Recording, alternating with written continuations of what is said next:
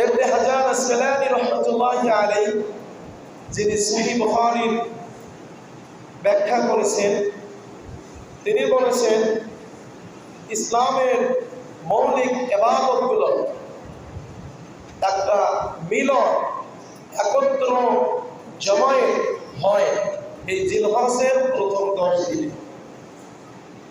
কেমন করি? ইসলামের বিনা কয়টি বলেন তো? 5টি। ইসলামের স্তম্ভ 5টি: সাক্ষ্য দেওয়া বা কালিমা, সালাত, সিয়াম, যাকাত, হজ। এখন কালিমা, সাক্ষ্য আমরা সবাই জানি। দ্বিতীয়ত সালাত, সালাত তো আছে আজীবন, মৃত্যুর আগ দিন পর্যন্ত।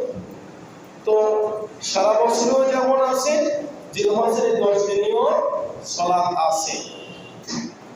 এরপরে সিয়াম, এই 10 দিন, কুরবানির দিন বাদ দিয়ে জিলহজের প্রথম তারিখ থেকে শুরু করে 9 তারিখ পর্যন্ত লাগাতার 9 দিন, কুরবানির দিন, কুরবানির আগ পর্যন্ত এই 10 দিন আবার সিয়াম রয়েছে। যাকাত আপনি চাইলে বাৎসরিক হিসাবে এই 10 দিনের মধ্যে আপনি যাকাত দিতে পারেন। আবার ব্যতিক্রমী হলো এই জিলহজ মাসের এই 10 দিন ছাড়া ইসলামের অন্যতম একটা রুকন, অন্যতম একটা স্তম্ভ, তা হলো হজ।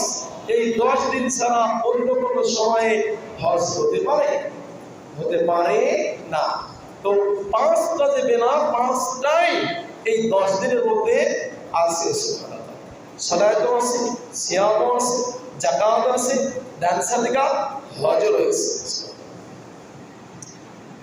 এর পাশাপাশি আবার এই 10 দিনেই সামনে আসতেছে আমাদের মুসলিম উম্মাহ কুরবানি করা। এই কারণে ইবনে হাজার আসকালানী রাহমাতুল্লাহি আলাইহি তিনি বলেছেন যে মৌলিক ইবাদতগুলোর সমন্বয় করেছে জিলহজের এই প্রথম 10 দিনে।